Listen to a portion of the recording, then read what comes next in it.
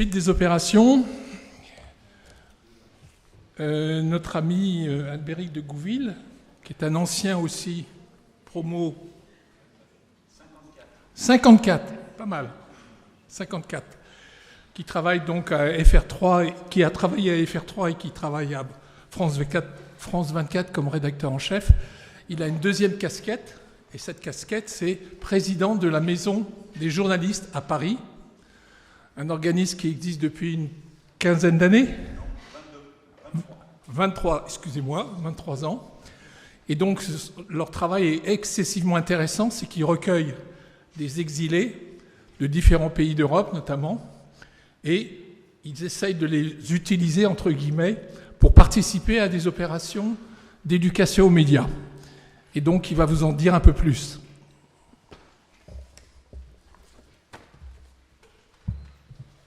Bonjour, je suis ravi d'être ici. Alors même si je n'ai pas été étudiant ici, c'était boulevard Vauban, entre 78 et 80. Mais je reviens régulièrement, bien sûr, à l'ESJ, ne serait-ce que pour le centenaire très récemment. Et donc, c'est toujours un grand bonheur d'être ici. Je vais corriger 2-3 petites choses. FR3, quasiment jamais. C'était l'ancêtre de France 3, mais j'ai travaillé très peu comme pigiste. J'ai surtout passé 30 ans de ma carrière à RFI, Radio France Internationale. Et depuis 13 ans, je suis à France 24 et je suis directeur adjoint j'ai d'abord été rédacteur en chef, directeur adjoint de France 24. Mais ce n'est pas avec cette casquette de France 24 que je suis ici, c'est bien sûr avec celle de président de la Maison des journalistes pour parler notamment de nos actions en matière d'éducation aux médias. Alors, on est pressé par le temps, je vais quand même essayer puisque je veux qu'on ait un petit peu de temps, qu'on ait au moins 5 minutes pour que vous puissiez poser quelques questions, vous dire quelques mots sur la Maison des journalistes qui existe donc depuis 23 ans, créée en 2002 par notamment la journaliste Danielle Ohaillon. Le principe, c'est l'accueil des réfugiés. Donc on a une maison, réellement, une vraie maison au cœur de Paris, une ancienne usine à brosse à reluire d'ailleurs, qui appartient à la mairie de Paris et dans laquelle nous avons 14 chambres pour accueillir des journalistes réfugiés le temps qu'ils aient leur statut de réfugiés. Ça peut durer de 6 mois à 1 an. Pendant le confinement, tout était ralenti, donc il y en a qui sont restés pendant 2 ans période du confinement, mais en gros, la moyenne, c'est 6 mois à 1 an. Depuis 2022, on est financé essentiellement, c'était l'idée de départ, par les médias. Donc là, il y en a qui se sont retirés, mais les médias de service public et l'AFP, Ouest France, on a quelques grands médias qui nous financent, qui donnent une subvention annuelle. On a aussi des ministères, le ministère de la Culture ou des Affaires étrangères, la mairie de Paris donne une grosse subvention, et puis des associations comme la SCAM par exemple, mais on surveille quand même, et puis des financements européens également, on surveille quand même d'où viennent les financements.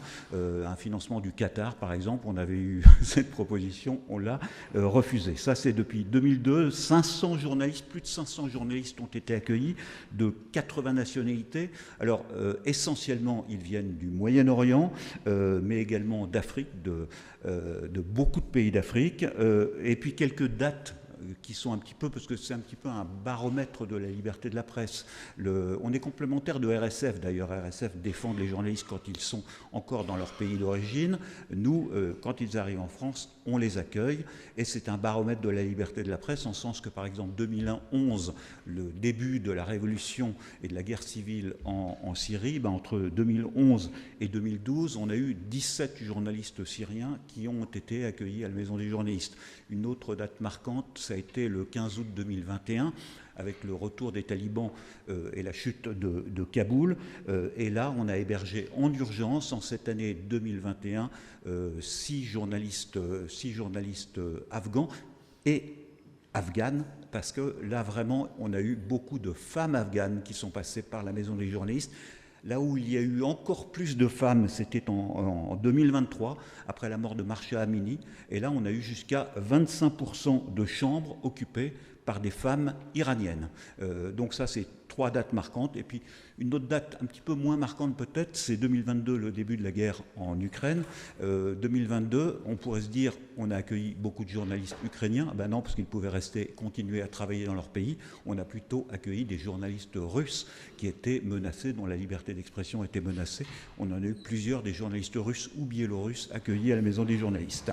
Voilà, ça c'est la présentation un petit peu générale de la Maison maison des journalistes dont la première fonction est une fonction d'accueil, mais la seconde fonction, c'est effectivement, et là on vient au cœur du sujet, et c'est la raison pour laquelle je suis ici, d'éducation aux médias, l'EMI. Donc on a créé quelques années, 4 ans après la création de la maison des journalistes, en 2006, en partenariat notamment avec le CLEMI, l'opération Renvoyé spécial. Renvoyé spécial, eh bien, juste pour vous citer un exemple, 2024-2025, donc sur un an, eh bien 31 rencontres avec des journalistes réfugiés dans 19 académies en France, avec 13 journalistes essentiellement francophones venant de Tunisie, Haïti, Mauritanie, RDC, Guinée, Mali, mais aussi des non-francophones du Kurdistan, d'Afghanistan ou de Syrie. Le principe, ce sont des journalistes réfugiés qui vont témoigner dans des classes à travers toute la France, comme je vous l'ai dit, effectivement 19 académies, témoigner de leur parcours de réfugiés, de comment... moi j'ai assisté à plusieurs de ces rencontres renvoyées spéciales devant des lycéens, des collégiens, et c'est amusant parce que quelquefois quand ce sont des journalistes parisiens ou lillois ou d'autres régions de France qui témoignent, l'attention peut se disperser quelquefois. Là, avec des journalistes réfugiés qui racontent comment ils ont été censurés, emprisonnés, menacés de mort, et qui finalement ont dû s'exiler, eh bien, la plupart du temps, il n'y a pas une mouche qui vole. Les étudiants ont effectivement, enfin, les lycéens, pardon, ont beaucoup de questions à poser, et c'est vraiment essentiel pour montrer à quel point eh bien, la liberté de la presse qui est menacée dans ces pays est absolument essentielle. Donc c'est vraiment quelque chose dans l'éducation aux médias qui est primordial. Ça s'est accéléré d'ailleurs les demandes à la Maison des journalistes après les attentats de Charlie Hebdo en 2015. Il y a eu encore plus de demandes de la part des académies, et on passe par le CLEMI, de demandes pour intervenir. On est également partenaire à la Maison des journalistes avec eh bien, les assises du journalisme. D'ailleurs, dans les 2 premières éditions avaient eu lieu ici, à Lille.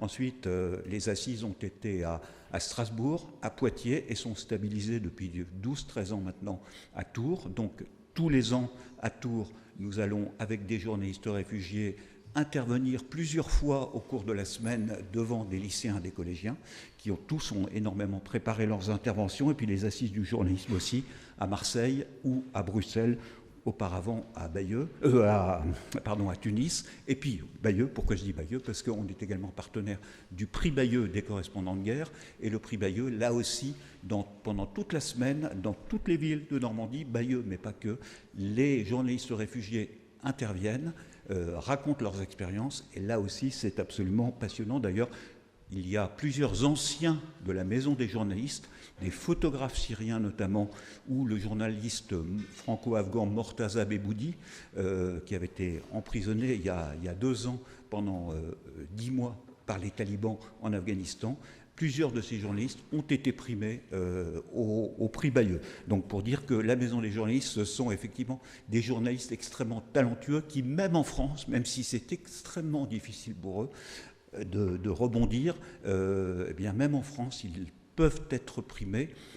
Mais ça, c'est un petit peu l'arbre qui cache la forêt, parce que la plupart des journalistes qui vivent des situations d'exil, il y a la double peine. Quelquefois, la double peine, c'est la situation, c'est la barrière de la langue. Et puis, l'autre peine, c'est tout simplement, dans un monde assez formaté, dans un monde des médias assez formaté, des journalistes qui étaient quelquefois des stars dans leur propre pays, ils arrivent en France, et tout est beaucoup plus compliqué. Il faut tout reprendre quelquefois à zéro. Donc, mais malgré tout, certains arrivent à continuer à vivre de leur métier, mais pour être tout à fait honnête, la plupart doivent trouver des métiers alimentaires à côté. Donc voilà pour un petit peu l'opération renvoyée spéciale. Nous disposons notamment d'outils, des kits pédagogiques avec des vidéos, c'est quoi une info, combien coûte une intox, et puis l'outil que vous connaissez peut-être, l'outil Décodex, pour faire le tri entre les sources fiables et les sites controversés. Nous organisons des expositions avec Cartooning for Peace, Dessin pour la paix, en Ukraine, Portrait d'une résistance, une expo avec la Fondation EDF sur les fake news. Donc voilà toutes les actions de la Maison des journalistes en matière d'éducation aux médias. Et puis, pour finir, quelques enfin pas des projets, mais quelques nouveautés. Nous avons des partenariats maintenant depuis 2016 et 2018 avec la PJJ, la protection judiciaire de la jeunesse. C'est l'opération renvoyé spécial PJJ, et puis également dans les prisons, partenariat dans les prisons, où nous intervenons, c'est aussi bien pour la protection judiciaire de la jeunesse que dans les prisons, une douzaine d'interventions par an, où des journalistes réfugiés, résidents ou ex-résidents de la Maison des journalistes, rencontrent des jeunes de la protection judiciaire de la jeunesse ou des détenus, et également des formations auprès des gardiens, des surveillants dans les prisons. Voilà. Ouais, il a débordé. Est-ce qu'on a 5 minutes pour poser quelques questions ?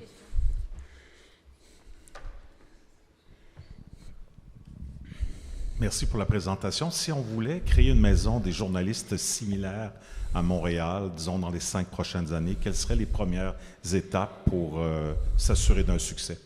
Alors, d'abord, il est vrai que cette maison des journalistes est une structure absolument unique au monde. Les principales étapes, c'est la foi, la bonne volonté, et la principale barrière, qui est une barrière énorme, c'est le financement. Nous, on a en gros, grosso modo, 300 un budget de fonctionnement pour payer. On a 4 salariés à la maison des journalistes, dont la directrice qui travaille à plein temps. Moi, je suis président, mais mon boulot, c'est France 24, donc je suis à titre évidemment bénévole. C'est une association, loi 1901, mais le financement, comme je vous l'ai dit, les médias, des institutions, mais là tout de suite, notamment en France, où on voit que les financements des associations, et pas que les associations, on resserre les boulons à tous les niveaux. Là, on se bat chaque jour, chaque semaine, pour garder la tête hors de l'eau. C'est-à-dire que c'est extrêmement compliqué. Donc d'abord, les principales étapes, s'assurer un financement. Nous, on a la chance d'avoir la mairie de Paris qui nous loue à un prix dérisoire ces locaux et qui nous donne en plus un très bon financement et une bonne visibilité, avec chaque année une remise de la carte de citoyen de la ville de Paris sous les lustres de l'hôtel de ville à tous les résidents qui ont été accueillis au cours de l'année. 2027, on a des élections municipales, on n'est même pas sûr que tout ça va se poursuivre. Vous voyez, 2027-2026, qu'est-ce que je dis ? 2026, élections municipales. Donc, s'assurer un financement, c'est la condition principale. Par contre, pour trouver des résidentes et des résidents, vous n'aurez aucune difficulté, je pense. Y a-t-il d'autres questions? Alors ça peut être sur l'éducation aux médias, qui est le thème principal, mais éventuellement des questions sur les profils des journalistes. Oui ?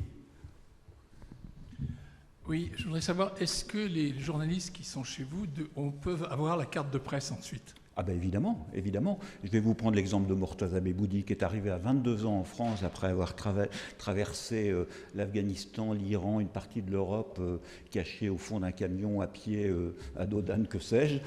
Il est arrivé en France, il a une volonté absolument incroyable, et il a travaillé pour France 2, pour Arte, un petit peu pour France 24, etc.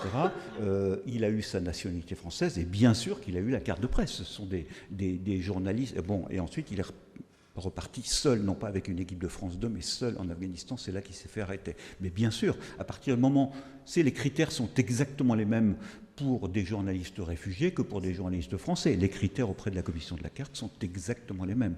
Il faut qu'ils justifient effectivement de revenus provenant du journalisme. D'accord, merci. Il y a une question au fond.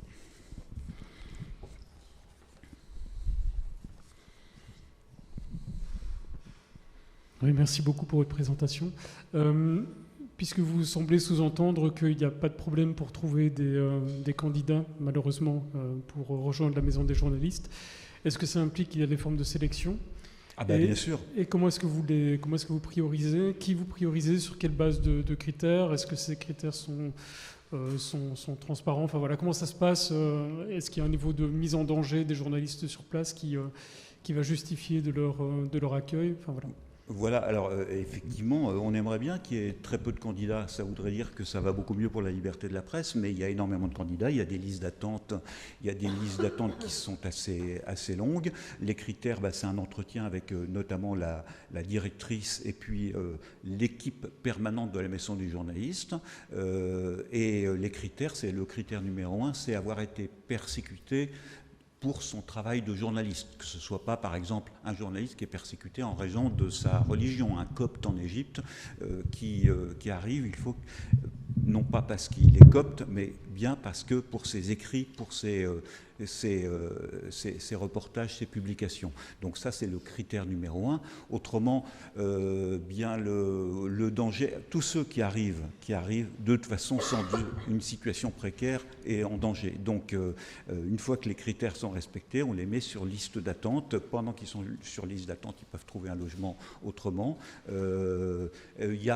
Je ne dis pas qu'en 23 ans, on n'a pas fait d'erreur, mais on en a fait très très peu. Là, il y a 2 ans, on s'est retrouvé avec des gens qui étaient des influenceurs, je ne vais pas dire la nationalité, parce que sinon, non, sans les citer, des influenceurs marocains qui n'avaient rien de journaliste. On a fait des erreurs, mais très très peu. C'est peut-être 1%. On ne peut pas avoir raison systématiquement. On a eu aussi d'un pays africain, que pour le coup je ne vais pas citer, quelqu'un qui était en fait certes journaliste, mais qui était tellement impliqué qu'il était plus militant que journaliste, et qui voulait même organiser à la Maison des journalistes un rassemblement pour le parti qu'il défendait. Donc ça arrive, qu'on a refusé bien sûr, ça arrive, mais c'est extrêmement rare. Donc voilà, les critères, la plupart sont vraiment journalistes. Mais il faut faire des choix, et ce n'est pas des choix toujours faciles. Juste un mot pour dire qu'on a développé, ça date de l'année dernière, maintenant on en est à la 2e promotion, entre guillemets, un projet en partenariat avec CFI, Canal France International, le ministère des Affaires étrangères, l'association Singa et Reporters sans frontières, un projet qui s'appelle Voix en exil, où on héberge, c'est 18 journalistes par an, par promotion. On héberge certains de ces journalistes, d'autres sont déjà hébergés par leurs propres moyens ailleurs. On héberge certains de ces journalistes, mais le projet est aussi éditorial. C'est-à-dire qu'ils ne font pas qu'être hébergés, ils développent un projet éditorial avec les associations et organismes que je viens de citer. Pour compléter et passer ensuite au prochain intervenant, demain s'est rajouté au programme l'intervention de Vincent Socodato, que certains connaissent, qui soutient, qui accompagne les porteurs de projets dans les appels à projets européens transsectoriels Europe créative, qui défend justement la liberté, dont le but est de défendre la liberté de la presse, le pluralisme et la coopération. Donc il y a des projets certainement à réfléchir ensemble pour créer des maisons des journalistes et d'éducation aux médias dans plusieurs pays. Dans ce cadre-là, c'est une possibilité. Il viendra présenter donc ses appels à projets demain à 16h en visio. Ça peut intéresser plusieurs d'entre nous. Oui. Après, on passe à... On arrête après. Hein, Marc, après. Dernière question, excuse-moi. Est-ce qu'au niveau européen, Bruxelles, vous avez des appuis pour développer ça? Alors c'est extrêmement compliqué, c'est-à-dire qu'on avait le Fonds européen des réfugiés, le FER, ensuite le FAMI qui nous donnait une subvention. C'est un emploi CDI à plein temps pour gérer les dossiers européens. Pour gérer ça, c'est une usine à gaz infernale. Et là, pour être franc, c'est bien que ce soit cette dernière question, ça permet de lancer une sorte de petit appel. J'ai appris hier, donc on est en train d'essayer de négocier ça passe par le ministère de l'Intérieur, qui nous demandait de rembourser, et ils ont fait une saisie sur le compte, 78 000 euros de trop perçus, c'est-à-dire un quart du budget de la Maison des journalistes. Donc on va se retrouver à la fin du mois sans 20 centimes pour payer les salaires. Donc c'est un combat quotidien. Donc voilà, dernier petit appel. Si vous connaissez, les dons individuels sont toujours les bienvenus, mais enfin ce sont des gouttes d'eau. Mais si vous connaissez effectivement des fondations, des entreprises qui peuvent être partenaires de la Maison des journalistes, elles sont les bienvenues. Merci. RSF. Nos amis de RSF. Benjamin est là, il est venu ce matin à toute vitesse pour te donner un peu quelques informations sur ce qu'il fait, et notamment sur un programme qui s'appelle Journalism Initiative Trust. Alors, il va vous expliquer tout. Je te laisse la parole. Merci Marc. C'est un plaisir d'être avec vous aujourd'hui. Je vais essayer de faire très très vite pour laisser un maximum de temps aux questions. Donc j'espère ne pas aller trop vite non plus. Et puis sinon, surtout, vous me le dites, vous m'arrêtez. Je passe les slides moi-même, c'est ça pour le suivant. Très bien, je dois pouvoir m'en sortir. Qui a déjà entendu parler de Journalism Trust Initiative? Alors, on a un tricheur, il a fait partie des créateurs ici, Michel Cormier. Ça fait pas beaucoup de monde, vous pouvez relever la main une petite seconde? Ah oui, non, ça fait vraiment pas beaucoup de monde. En fait, finalement, on en a parlé en filigrane à plusieurs reprises dans la journée. On a évoqué FR3 ou France 3, RFI, c'était une blague, RFI, France 24, on a évoqué aussi Radio-Canada, CBC, on a évoqué les studios aussi de Fondation Hirondelle et des radios qui ont permis de créer aussi dans différents pays africains. En fait, tout cela, ce sont des médias qui sont certifiés GTI. Ben, je vais vous dire ce que c'est maintenant. Et alors, je vais passer sur le slide suivant. Je me suis habillé pareil pour que je sois sûr que vous puissiez me reconnaître. L'environnement des médias, c'est le sujet de la journée. C'est un sujet qui nous préoccupe tous si on est dans cette salle depuis un certain nombre d'années. Donc, je ne vais pas vraiment m'étendre sur ce slide. Je pense que c'est assez transparent pour tout le monde. On a un problème absolument gigantesque de soutenabilité des médias. Le point de départ de Journalism Trust Initiative, c'est il y a quelques années, je pense qu'on est autour de 2016, 2017, 2018, c'est l'observation absolument flagrante qu'aujourd'hui les audiences ne vont plus directement chez nous, les médias, mais qu'il y a de nouveaux intermédiaires dans cette chaîne-là, en particulier en ligne, qui s'appellent les réseaux sociaux, qui s'appellent les moteurs de recherche et qui s'appellent aujourd'hui les services de production d'intelligence générative, d'intelligence artificielle générative, qui vont aussi, d'une certaine manière, nous fournir de l'information de manière intermédiaire. Et là, ce que ça veut dire pour le monde des médias, c'est que finalement, nous ne sommes plus en contact direct avec nos audiences. Il y a un deuxième pendant à ça. Vous savez que les médias se rémunèrent en général soit par les abonnements, les ventes au numéro, soit par la publicité. Les acteurs que je viens de citer, les réseaux sociaux, les moteurs de recherche, on les voit, nous, en tant qu'utilisateurs, en tant que réseau social, moteur de recherche. Il faut bien comprendre que ce sont avant tout des régies publicitaires. Les services sont gratuits pour nous parce qu'elles sont avant tout des régies publicitaires et donc leurs vrais clients, leurs autres clients, leurs vrais clients qui payent, ce sont les annonceurs. Et en fait, ça, c'était des revenus qui étaient dirigés vers les médias dans ce monde fermé, le pré-Internet ou les débuts d'Internet. Les annonceurs, quand ils voulaient faire de la pub, ils n'avaient pas trop le choix. C'était la télévision, la radio, la presse écrite, et les débuts du web. Et là, en fait, on est mis en concurrence frontale. Quand je dis on, encore une fois, ce sont les médias, avec tout un ensemble de nouveaux acteurs qui peuvent mettre de la pub sur leur site. Donc, effondrement de la valeur publicitaire sur notre marché à nous, de nos revenus publicitaires pour les médias, et en plus de ça, une sorte de nouvelle intermédiation entre nous, nos contenus et le grand public. Et en fait, il y a une résultante qui est absolument directe, c'est la baisse des taux d'opération des médias, la baisse de leurs recettes, la baisse de leurs marges quand ils en avaient. Aujourd'hui, la plupart n'en ont plus. Et donc ça, c'est un vrai sujet d'inquiétude. Donc le point de départ de GTI, en fait, il est vraiment sur la soutenabilité des médias. Vous vous souvenez peut-être que les plateformes nous disaient « l'information, c'est compliqué, définir ce que c'est qu'un média d'information, ce que c'est que de définir une information, c'est très très compliqué, on préfère pas mettre les mains là-dedans. » Et en fait, tant mieux. C'est effectivement une très lourde responsabilité de définir ce que c'est que l'information. Et moi, personnellement, je suis très content qu'on n'ait pas laissé la main aux plateformes pour définir ce que c'est. Et donc, RSF, qu'est-ce qu'on a fait? Qu'est-ce qu'a fait Michel? On s'est relevé les manches et on s'est dit, bah, nous, on va essayer de définir ce que c'est que de l'information fiable. Je vais y revenir juste après. Donc, concurrence directe avec tout un ensemble de nouveaux acteurs qui en plus maintenant sont powered by AI, donc on peut créer des nouveaux sites qui remplacent, qui répliquent les codes des médias en quelques secondes, on peut aller crawler les contenus des médias pour faire des contenus plus ou moins intéressants aussi en quelques secondes, perte de revenus, et le corollaire qui est arrivé depuis, c'est la massification de la désinformation. J'y reviens pas, on est sur une journée UMI, donc c'est assez évident. Et donc tout ça, plus des choses qu'on a peut-être à se reprocher aussi, nous, en tant que médias, sur la manière dont on explique ce que c'est que notre métier, sur les différents types de métiers au sein d'un média, la différence entre un journaliste, un éditorialiste, etc. Ça a généré un faisceau de méfiance, de défiance grandissant dans le monde des médias. Et donc, nous, on s'est dit, en fait, on va créer Journalism Trust, confiance, initiative. Et je vous dis tout de suite ce que c'est. Hop, je suis allé un peu trop loin, voilà. Ah, j'étais sur le mauvais slide, pardon. Mais en fait, du coup, vous savez déjà ce que c'est parce que vous avez pu lire en avance. C'est une norme de type ISO. Alors, une norme de type ISO dans le monde du journalisme, croyez-moi, au départ, ça n'a pas été facile. Il a fallu beaucoup d'esprit de conviction pour accompagner les médias sur le fait que c'était bon pour eux. C'est une norme ISO et c'est une norme qui s'appelle le CWA 17493. Tous ces digits-là, tous ces petits numéros, ils ont un sens en fait. Ça veut dire qu'on est dans le monde du service, etc. Je ne rentre pas dans ces détails-là, mais c'est une norme ISO qui est conçue par et pour les médias d'information, très spécifiquement, pour leur permettre de certifier leurs processus éditoriaux, leurs critères de transparence, d'éthique, de responsabilité par l'intermédiaire d'un tiers de confiance.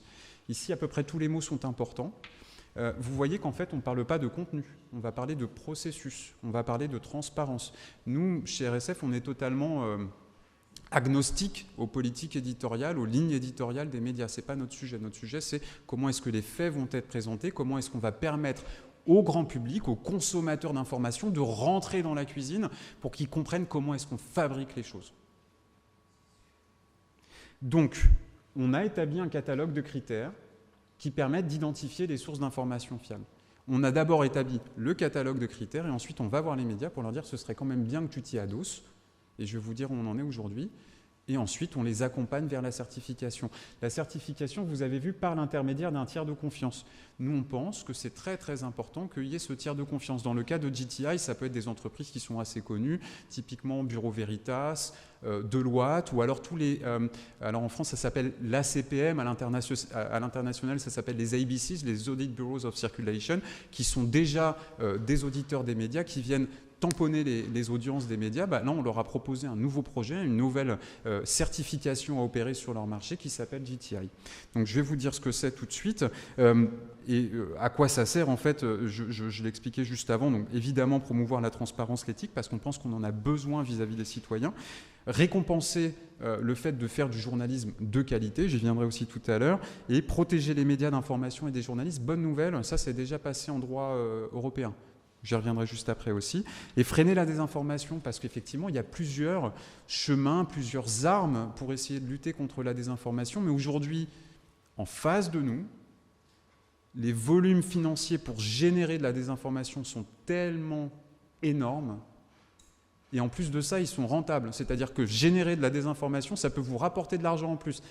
Alors qu'aujourd'hui, dans le monde des médias, je vous le disais tout à l'heure, ceux qui dégagent une marge, ils sont quand même à compter sur le doigt d'une main. Donc on a non seulement, quand on prend la photo, un problème aujourd'hui, mais quand on fait la vidéo, quand on passe en dynamique, on peut se dire qu'on a un problème de plus en plus énorme. Et donc nous, on s'est dit qu'on voulait apporter une réponse systémique.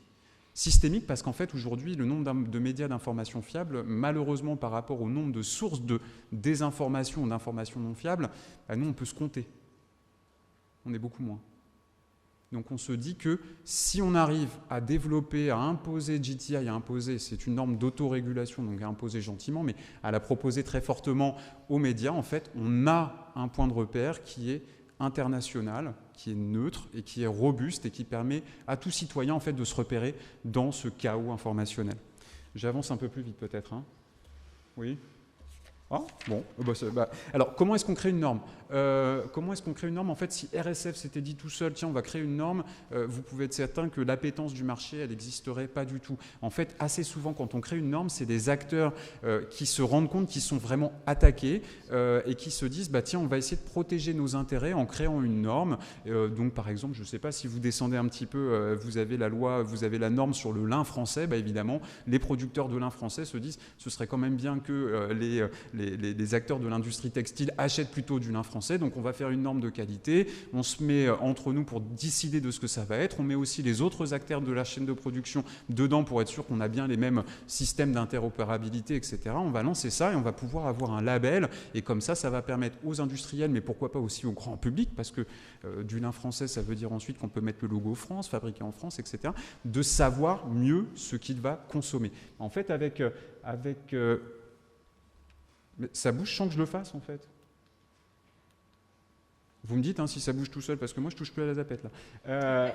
Et nous, on s'est dit, en fait, il faut qu'on fasse la même chose, sauf qu'on a tout de suite voulu, on pense que le terrain de jeu de l'information, aujourd'hui, il est absolument international. On pense que les forces aussi qui sont vis-à-vis de nous, ces intermédiaires dont je parlais tout à l'heure, ils ont une voilure internationale, donc il faut qu'on apporte un outil international. Donc qu'est-ce qu'on a fait? On a été voir des grandes agences de presse, on a été voir des grands médias, mais aussi des tout petits médias, en Europe, en Afrique, en Amérique latine, des fédérations de journalistes, des conseils de presse, etc. On s'est mis autour de la table, ça faisait quand même 130 personnes, la table était très grande, moi j'y étais pas, mais on m'a un peu raconté, et on s'est dit, voilà, comment est-ce qu'on va définir un catalogue de critères qui puisse être objectivable, qui puisse être très clair, qui puisse être transparent. La question de la transparence dans une norme ISO est absolument essentielle, et on a fait ça sous l'égide du CEN, le Comité européen de la standardisation, et non pas sous l'ISO. Le CEN dépend de l'ISO, mais c'est pour ça que tout à l'heure, vous avez peut-être vu qu'il y avait écrit CWA 17493 et non pas ISO 17493, parce que dans l'ISO, il y a des pays sur lesquels on s'était dit peut-être que si on doit discuter d'informations avec eux, on ne va pas vraiment se rencontrer. Dans l'ISO, il y a tous les pays du monde. Il y a par exemple la Chine. Il y a par exemple la Russie, et puis tant d'autres aujourd'hui. Donc aujourd'hui, à ce moment-là, on avait décidé d'être sur un périmètre européen en pensant que ça nous permettrait d'aller plus loin dans la sécurisation de ce qu'on voulait mettre en termes de critères. Voilà. Aujourd'hui, quand on regarde bien le spectre européen, on peut se demander si on devrait refaire ça aussi au CEN. Puisque l'Europe évolue quand même très vite. Donc on a mis en place ces groupes de travail et on a atterri sur le catalogue que je vais vous présenter tout de suite, pas les 130 questions, rassurez-vous, mais un des sujets qui fait la beauté de JTI, je pense, c'est que si vous regardez bien le périmètre français, européen, ou à peu près tous les pays, on a plein de définitions d'un média, y compris au sein d'un même pays. Si vous regardez la France, pour donner un exemple très clair, la presse écrite, c'est CPPAP, la télévision, c'est l'ARCOM. Donc en soi, on a déjà là deux typologies de médias. Nous, ce qu'on s'est dit chez RSF, c'est qu'en fait, la manière de faire du bon journalisme, du journalisme de qualité, ça ne dépend pas du tout de la taille du média, ça ne dépend pas du tout de son support d'information. En fait, une rédaction, elle fonctionne à peu près de la même manière sur ces grands process, qu'on soit sur n'importe quel type de support. Et donc là, ça nous permet d'avoir une ombrelle qui permet d'avoir une définition aussi qui est agnostique au support, pour dire, voilà, nous les médias, et notamment vis-à-vis de Google, notamment vis-à-vis de Meta, etc., nous les médias, voilà ce qu'on estime être de l'information de qualité. Je dirais fiable. Ici, j'ai le droit de dire de qualité parce qu'on est entre nous, mais si je ne parlais qu'au grand public, je dirais seulement fiable. Mais pour moi, c'est la même chose. Qu'est-ce qu'on a mis dans JTI ? Donc, qu'est-ce qu'on a mis dans JTI ? C'est 2 grandes sections, 18 critères, et puis ensuite 130 questions. 2 grandes sections sur l'identité et la transparence, mais on pense qu'aujourd'hui, le lecteur, il demande, mais en plus, il a le droit de savoir qui sont les propriétaires du média.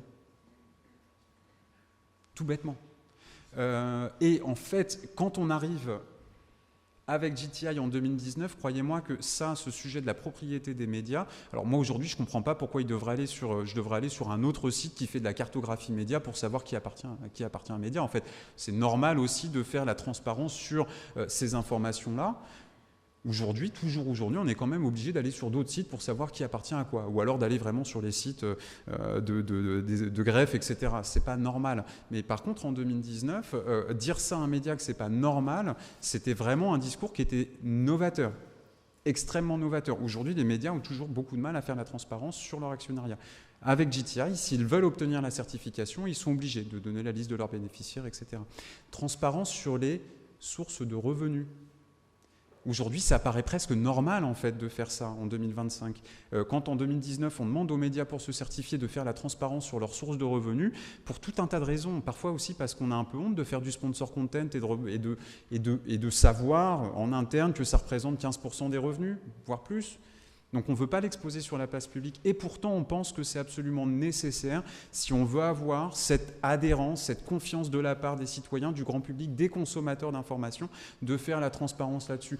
Comment se rémunère le journaliste au-delà de son salaire, comment se rémunère l'organisation pour laquelle il travaille. C'est absolument essentiel. Et d'ailleurs, on le voit dans le baromètre Lacroix, ça fait partie des sujets sur lesquels les citoyens exigent de la transparence. Et évidemment, je vais passer sur le côté droit du slide, professionnalisation, professionnalisme et responsabilité. Est-ce que vous avez une charte éditoriale ? Et alors, je peux vous garantir qu'il y a énormément de médias qui n'en ont pas, ou qui n'en avaient pas jusqu'à s'adosser à JTI. Pour tout un tas de raisons, hein. Ce n'est pas du tout critique ce que je suis en train de dire, y compris des médias qui sont presque centenaires, avec des très grosses rédactions. On se dit, bon, le Red Chef ou la Red Chef, elle n'est pas loin. À chaque fois qu'on a une question, on va le faire on the spot. Et puis, de toute façon, moi, ma réalité, mon ADN, c'est de couvrir l'actualité en temps réel. Donc, en fait, on n'a jamais le temps de faire ces documents-là. dans une rédaction. Et bien là, en fait, JTI, c'est aussi une occasion pour se mettre à l'état de l'art en termes de politique éditoriale, mais aussi de politique de sécurité des journalistes. Là, il y a Lorient Le Jour qui vient de se certifier. Je ne vous raconte même pas ce qu'il m'a raconté sur la mise en place de tout un tas de process pour sécuriser ces journalistes quand ils vont sur le terrain, etc. C'était absolument merveilleux de savoir que JTI les avait emmenés vers ça. Il va falloir conclure pour laisser les questions. Eh bien, j'accélère. Le traitement des sources, la responsabilité. Alors, je vais accélérer beaucoup plus vite. Les médias, je vous le disais à l'instant avec la charte éditoriale, quand on leur propose JTI, ils ne sont pas prêts. C'est normal. Donc ce qu'on leur a proposé, c'est une application. Ils peuvent consulter le questionnaire et commencer à remplir le questionnaire. Quand ils sont contents d'eux, ils vont publier un rapport de transparence. C'est de leur responsabilité uniquement. Autrement dit, ils peuvent nous mentir. Ils peuvent se mentir à eux-mêmes aussi. Mais c'est justement là que vient le point qui est le plus important, c'est la certification. Là, on fait venir un auditeur à l'intérieur de la rédaction, qui va aussi voir le service marketing, le service commercial, la direction, etc., pour vérifier que tout ça c'est vrai et qui va délivrer une certification ou pas. Et dans les médias, alors en fait aujourd'hui, ce slide date un petit peu, je n'ai pas eu le temps de le remettre à jour, on est présent dans 126 pays aujourd'hui, on a presque 500 médias qui ont commencé leur démarche de certification, plutôt 850 aujourd'hui qui ont déployé leur rapport de transparence, et on est à 130, 140 médias qui sont certifiés aujourd'hui. Voilà. Ce n'est pas beaucoup par rapport à la taille du problème, mais ça avance bien. On a doublé la taille des médias certifiés depuis l'année dernière. Alors, je vous parlais de la réglementation européenne. JTI est déjà intégré dans l'EMFA et dans le code de pratique du DSA. Plus important, JTI est intégré dans l'EMFA, le European Media Freedom Act. L'EMFA exige des plateformes d'ouvrir un canal de modération spécifique vis-à-vis des médias fiables, au lieu de supprimer ou de démonétiser leur contenu. Quand vous discutez avec un ou une Red Chef aujourd'hui et que vous savez le temps qui passe à faire supprimer les contenus sur les plateformes parce qu'un de ces journalistes est victime de cyberharcèlement, parce qu'ils ont subi une attaque de claim excessif et qu'en fait ils se retrouvent avec toute leur chaîne démonétisée, etc., ça, c'est un sujet absolument capital aujourd'hui. Il va falloir voir comment les plateformes l'intègrent. Avec qui on travaille, parce que les plateformes sont évidemment assez hésitantes, on le voit, à mettre en avant du contenu de qualité. Elles nous poussent le journalisme de plus en plus à la marge de leurs algorithmes. Donc, on continue à insister, notamment d'un point de vue de la régulation, et on ouvre de plus en plus de partenaires avec des partenaires qui sont des gens qui sont de très bonne volonté, qui se rendent compte comme nous du chaos informationnel et qui se disent qu'il faut trouver des solutions. Donc il y a d'autres moteurs de recherche, par exemple Bing, il y a Seznam aussi, qui est un gros moteur de recherche en République tchèque et dans la région, et puis d'autres. Je vais passer parce que je sais que j'ai dépassé. Vous me voyez ici. Et surtout, ce que je voulais vous dire aussi en guise de conclusion, c'est que pourquoi je vous parle de JTI ici ? D'abord parce que nous, on espère que ça va devenir un point de repère, en fait, pour trouver une source fiable. Ce qu'on se disait, c'est comment est-ce que je fais pour trouver des sources fiables. Donc, moi, je rêve d'avoir le label JTI qui est affiché directement sur un contenu sur Facebook où, en fait, directement, en posant le doigt, en posant mon curseur, je vois que ce média existe depuis tant d'années, que je peux cliquer directement sur sa charte éditoriale. Et en fait, c'est ça qu'on doit demander, nous, en tant que consommateurs d'infos. Avoir du contexte. Voilà. Pouvoir juger par nous-mêmes. C'est comme si on avait la recette sur l'étiquette du produit qu'on achète en magasin, c'est quand même essentiel, non ? Plutôt de se retrouver exposé à tous ces contenus dont on ne sait pas d'où ils viennent. Et en fait, c'est aussi, et ça j'en parle plutôt aux professionnels de l'éducation des médias, regardez le catalogue de critères. Inscrivez-vous sur le site, ça ne coûte rien, machin, et regardez ce qu'il y a dedans, parce qu'en fait, c'est aussi une méthode. Est-ce que je peux retrouver ma source ? Est-ce que je peux retrouver la charte édito, etc., etc. Donc, parlez-en aussi à vos étudiants, aux gens que vous formez, parce qu'on pense que c'est aussi un bon point de repère, même si le média n'est pas logotypé JTI, et il y en a de plus en plus, c'est aussi une bonne méthodologie pour être sûr qu'on arrive au bon endroit quand on veut s'informer. Merci. Merci à vous. Est-ce qu'il y a des questions ? Oui, rebonjour. Moi, j'aurais deux questions rapides. La première, c'est, je trouve que c'est super intéressant, mais est-ce que c'est accessible à des petits médias ? Si nous, on est un tout petit média, j'imagine que ça, c'est des coûts, c'est très long. Est-ce qu'on serait capable ? Or, c'est peut-être justement sur des médias comme les nôtres qu'il faudrait cette certification. Puis deuxièmement, l'année dernière, au Festival de journalisme de Carleton, il y a eu justement un point très intéressant. Il y a des influenceurs qui font de l'info maintenant sur les réseaux qui sont venus et qui ont de façon très transparente expliqué leurs problèmes de revenus. Nous, on a un peu les mêmes, mais alors eux, par contre, ils n'avaient aucun problème pour dire qu'ils étaient sponsorisés par un tel, qu'ils mangeaient de la pizza pour faire de la pub parce que c'est ça qui leur amenait des revenus, en disant si vous avez d'autres solutions, nous, on est OK. Donc là, c'est pareil, quand vous parliez des revenus, Puis peut-être qu'on va se dire, là, ils ont des revenus de publicité trop, c'est pas génial, mais tu sais, aujourd'hui, c'est quoi les autres solutions? Puis est-ce que ça les empêcherait, par exemple, d'avoir votre saut, alors que finalement, ils font peut-être du bon boulot, puis qu'ils n'ont pas d'autres moyens de subvenir à leurs besoins, finalement? Très vite, en fait, je vous disais qu'aujourd'hui, il y avait relativement peu de médias qui étaient certifiés parce qu'effectivement, ça coûtait relativement cher. Moi, mon job, depuis que je suis arrivé chez RSF, c'était de passer de 5 certificateurs dans le monde à 20.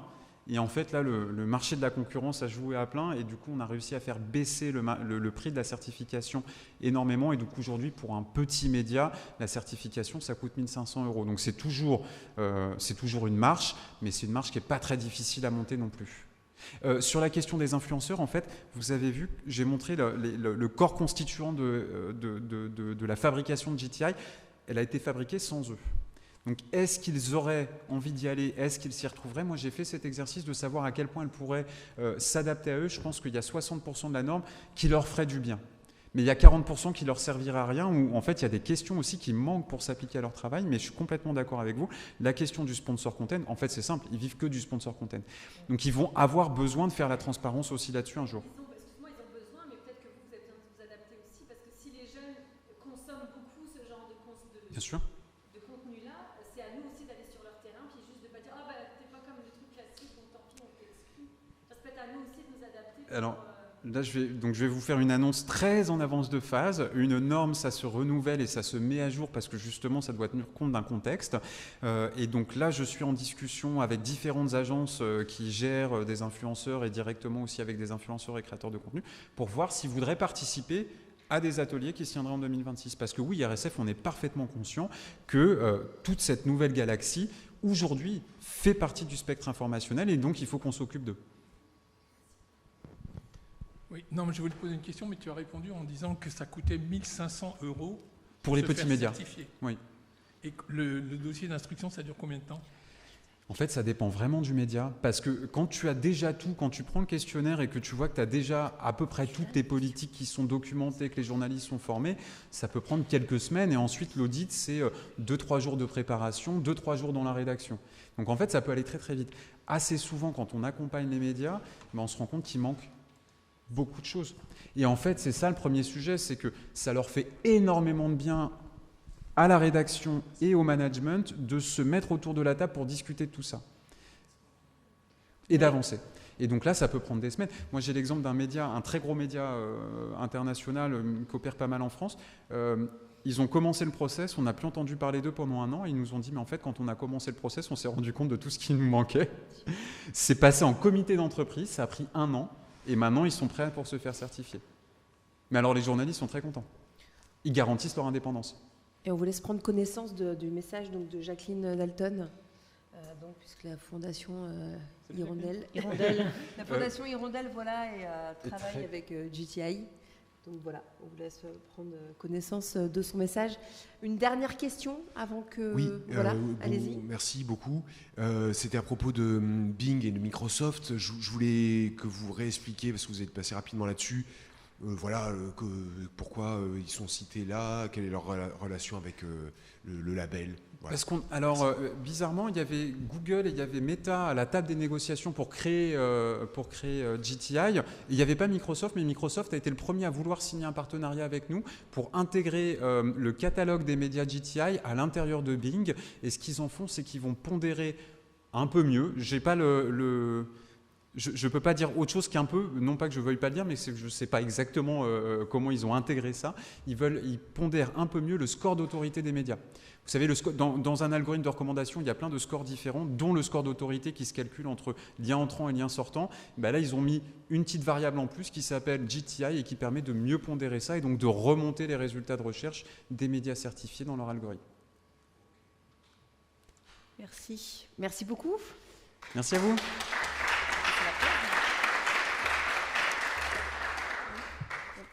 C'est l'heure d'écouter notre collègue à Montréal, Normand Landry, qui est professeur titulaire à l'Université TÉLUQ. Alors, la TÉLUQ, c'est la Télé-Université du Québec, qui fait partie de l'Université du Québec. Et Normand est également titulaire de la chaire de recherche du Canada en éducation aux médias et aux droits humains.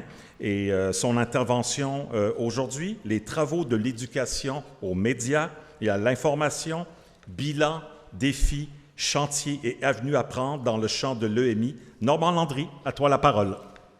Oui, merci beaucoup. C'est un plaisir d'être avec vous aujourd'hui, même si c'est à distance, donc je m'en excuse de ne pas être avec vous physiquement. Comme j'ai juste 15 minutes, je me suis dit que j'allais vous faire la synthèse de 15 ans de changement en éducation aux médias. Pour faire très, très vite, j'ai envie de vous proposer un genre de bilan général de ce qui s'est passé depuis que j'ai commencé à m'intéresser au champ autour des années 2010, pour avoir un genre de focale peut-être sur ce qui s'est passé et là où on s'en va.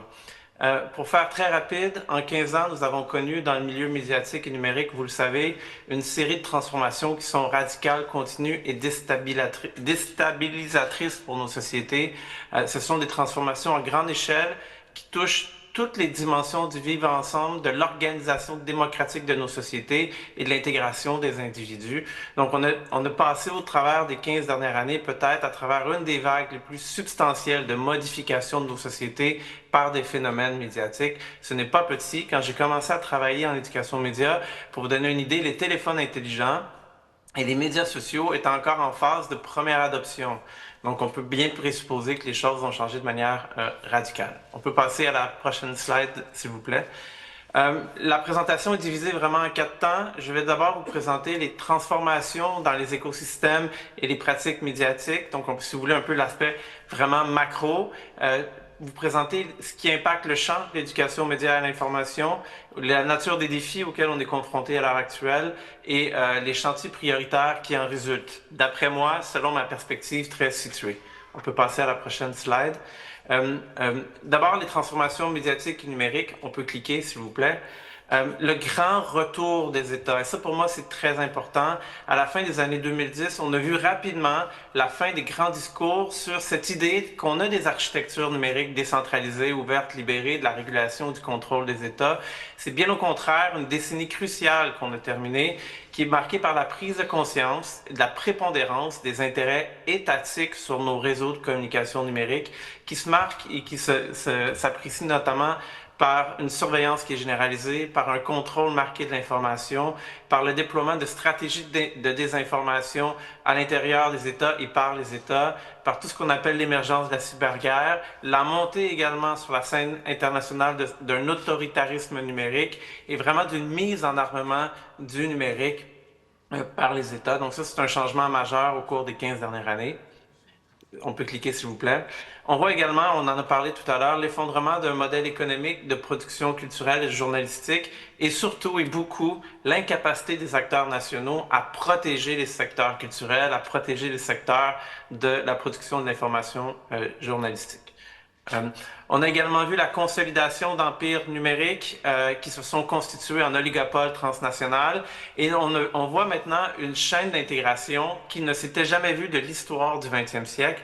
Les grandes entreprises contrôlent les dispositifs sur lesquels on accède au contenu médiatique, les systèmes d'exploitation, les applications qui y sont affichées, les services numériques, les plateformes numériques, l'information journalistique et les contenus. Donc, c'est vraiment une chaîne intégrée par des grands oligopoles transnationaux qui est, encore une fois, d'une ampleur inégalée.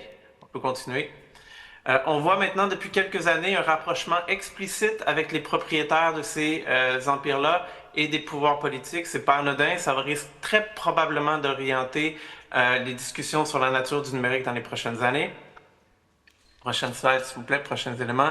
On voit l'affirmation d'un capitalisme des données et de plateformes de surveillance. 3 grands vecteurs de ces éléments-là. La valeur est générée par la capacité de connaître, de comprendre et de prédire. Ça, c'est fondamental. Prochain élément. Et voilà, on peut cliquer, s'il vous plaît.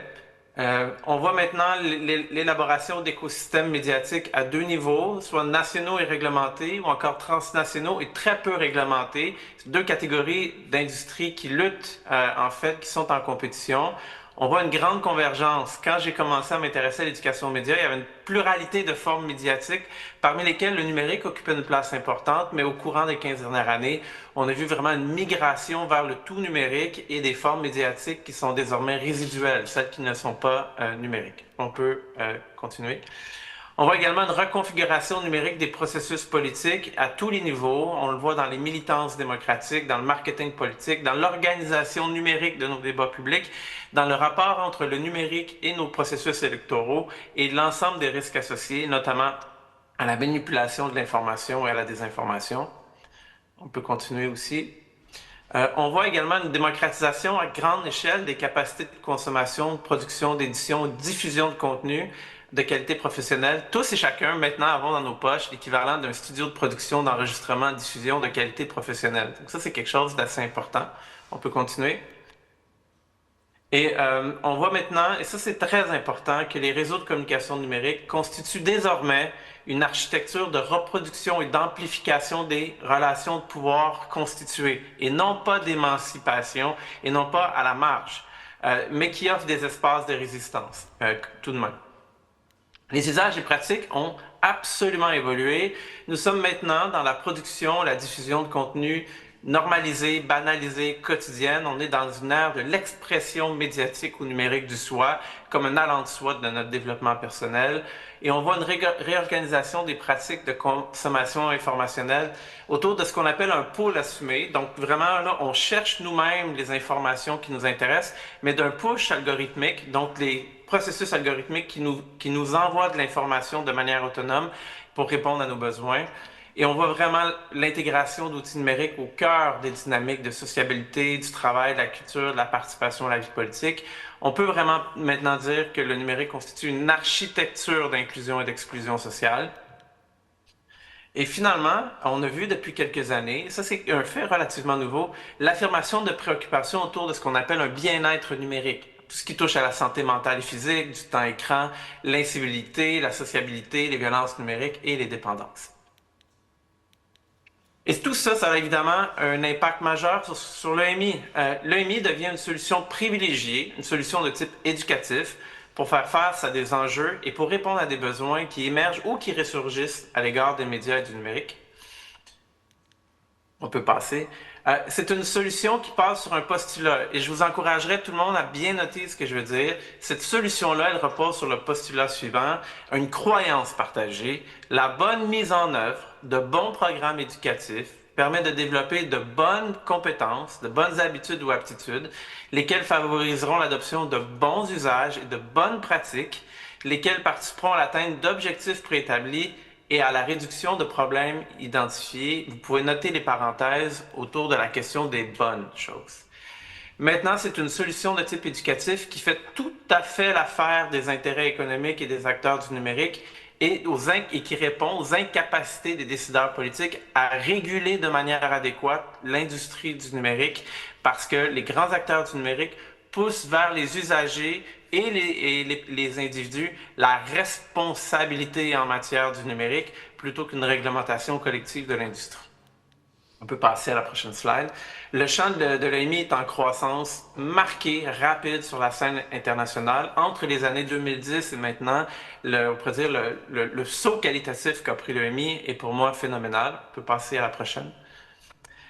On voit vraiment s'intégrer au champ de l'éducation aux médias une pluralité d'acteurs qui étaient déjà concernés, mais qui maintenant revendiquent une part dans le champ, les bibliothèques, les secteurs communautaires, les services publics, notamment la santé, la police, le droit. Donc on est en train de voir une convergence d'intérêts vers l'EMI, certainement un éclatement du champ. Tous ces acteurs-là qui revendiquent une part de cette chose-là font de l'éducation aux médias, mais fréquemment sans le nommer. Donc il devient très difficile de baliser les contours de l'éducation aux médias. Il y a maintenant deux manières d'observer l'EMI. Soit c'est un objet de politique publique, quelque chose qu'on veut développer en soi, donc une finalité en elle-même, ou encore un moyen d'arriver à des objectifs politiques autres, une plus grande éducation sociale et politique, une compétitivité accrue dans le système économique, une meilleure santé publique, on pourrait dire une meilleure gestion du consumérisme, plus d'égalité sociale. Donc c'est soit l'EMI comme finalité ou comme moyen. On peut continuer. On voit vraiment un financement accru des programmes et des organismes de littératie numérique par le privé et par des intérêts politiques. On va y revenir tout à l'heure, mais il y a vraiment des risques associés à la récupération et à la domestication du champ. On peut continuer. Et c'est vraiment un champ qui est vulnérable à des commandes, des commandes politiques à des paniques morales consécutives qu'on voit émerger régulièrement autour du numérique, à des tendances, à des effets de mode et à des perceptions non supportées par la littérature scientifique. On peut continuer. Et c'est un champ pour lequel, et ça ne vous surprendra pas, les moyens ne suivent pratiquement jamais les ambitions. On peut passer à la prochaine slide. Les grands défis, j'estime qu'il y a 5 grands défis en EMI, 4 séparés et 1 collectif. D'abord, c'est toujours un grand défi de voir les savoirs scientifiques intégrés de manière adéquate dans les programmes, peu importe lesquels, qu'ils soient scolaires ou communautaires. La mise en œuvre est toujours lacunaire. La question de la formation, des conditions de travail des enseignants demeure trop peu considérée. On passe également à des difficultés structurelles d'évaluation des résultats. Maintenant, j'ai mis évaluation de parenthèse parce que ça peut dire plein de choses. Et il est toujours très difficile, évidemment, d'évaluer la mise en lien entre les résultats d'un processus d'éducation aux médias et à l'information et l'atteinte d'objectifs sociaux, politiques, culturels ou économiques plus larges. Maintenant, moi, c'est un clou sur lequel je tape. Non seulement chacun de ces éléments-là est important et problématique, mais il faut reconstituer la chaîne. Il est fondamental d'articuler les dimensions constitutives de l'éducation aux médias, c'est-à-dire s'intéresser à la fois à l'intégration des savoirs scientifiques dans les programmes, à la mise en œuvre des programmes, à l'évaluation des résultats des programmes et à la capacité des programmes à répondre aux besoins sociaux, politiques, culturels auxquels ils sont dits constituer des réponses, essentiellement. Donc, tous ces éléments-là qui doivent constituer des défis importants pour moi. Prochain élément, s'il vous plaît. Le champ, c'est également composé avec des programmes et des politiques publiques qui sont largement inadéquates et qui répondent à des préoccupations ou des priorités politiques qui ne sont pas toujours scientifiques et qui ne sont pas toujours supportées par l'état des connaissances, qui s'intéressent peu ou pas à la mise en œuvre effective. C'est un problème qu'on a au Québec, je suis certain que c'en est un en France, en Belgique également, et qui ne dotent pas et qui ne forment pas suffisamment les personnes chargées de l'éducation aux médias et à l'information, et qui ne distribuent pas correctement les responsabilités et surtout les incitatifs pour entreprendre des activités d'éducation aux médias. Il faut bien qu'on y trouve quelque chose à gagner. Ça, c'est un problème structurant au sein des sociétés occidentales. Et évidemment, bon, la question de l'évaluation est problématique. Et les programmes peuvent être fragmentés, dispersés et sans grande cohérence. Si on a un peu de temps tout à l'heure, je serais ravi de vous en parler. L'éclatement des sites où se fait l'éducation aux médias est en soi une bonne idée sur papier, une mauvaise idée en pratique. Le grand danger pour moi à l'heure actuelle, le moment pivot à l'intérieur qu'on se trouve, c'est celui d'une domestication de l'éducation aux médias par l'État et le capital. Au Canada, les grandes entreprises du numérique sont en train de gangréner les grandes institutions de littératie numérique qu'on a chez nous. Ils financent des programmes et s'assurent ainsi par leur présence de démontrer qu'ils n'ont pas besoin d'une réglementation sévère et 2, on pourrait dire de s'assurer en même temps que les programmes de littératie numérique ne sont pas des sites de remise en question fondamentale de leur activité. Donc on est vraiment dans ce milieu pivot, je vous dirais, où il faut être très très très vigilant sur notre rapport avec le secteur privé. L'intégration de l'éducation aux médias et à l'information se fait maintenant beaucoup en Amérique du Nord, dans des guerres culturelles, où l'éducation aux médias et à l'information est intégrée à l'arsenal politique de camps en opposition.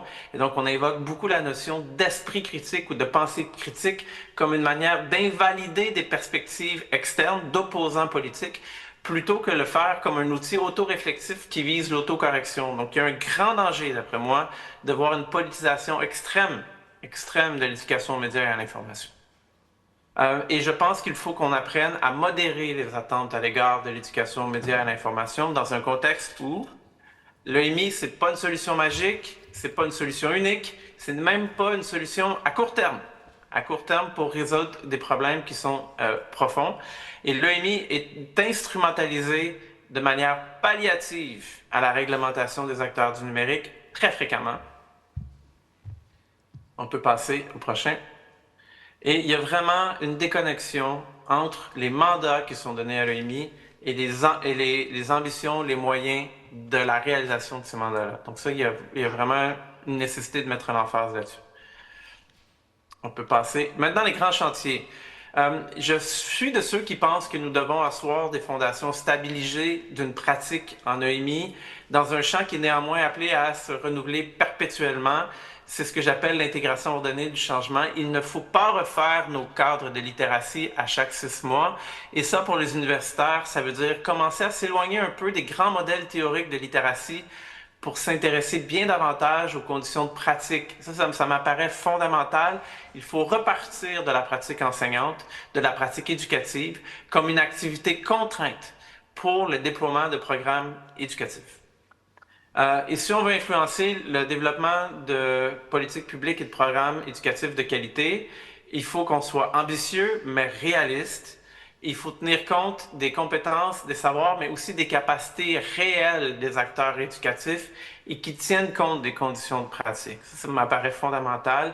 Et il faut apprendre collectivement à résister aux effets de mode, de panique et aux obsessions, alors que ces effets-là sont les principaux manières avec lesquelles on obtient du financement. C'est par les paniques morales, c'est par les effets de mode, habituellement, qu'on finance l'initiative en éducation aux médias. Il faut être capable de résister aux appels des sirènes financières qui nous éloignent peut-être des fondations du champ. Et d'après moi, il faut demeurer indépendant des priorités des acteurs politiques et économiques, ce qui n'est pas facile. Et je nous conseille vraiment d'assurer une cohérence d'un champ. Il faut qu'on apprenne à fédérer et à regrouper davantage des acteurs qui font de l'éducation aux médias sans parfois s'en rendre compte. Et en conclusion, il y a des sites que nous investiguons très peu. C'est le champ des alternatives. Aller dans le coin des littératies très militantes, des regroupements engagés, émergents, en milieu communautaire, en milieu associatif. Je pense qu'il serait tout à fait utile pour nous de s'aérer le cerveau en allant voir comment est-ce qu'il y a des formes d'appropriation de l'éducation aux médias et à l'information qui sont un petit peu plus novatrices. Voilà, je termine avec tout ça.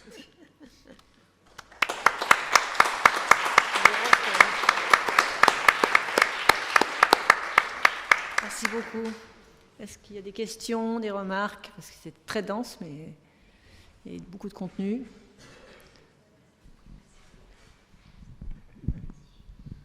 Bonjour, Sébastien Gros du Conseil supérieur d'éducation média en Belgique. En fait, je voulais réagir par rapport à investir le champ des alternatives. En fait, effectivement, il faut une politique d'éducation média qui se renouvelle.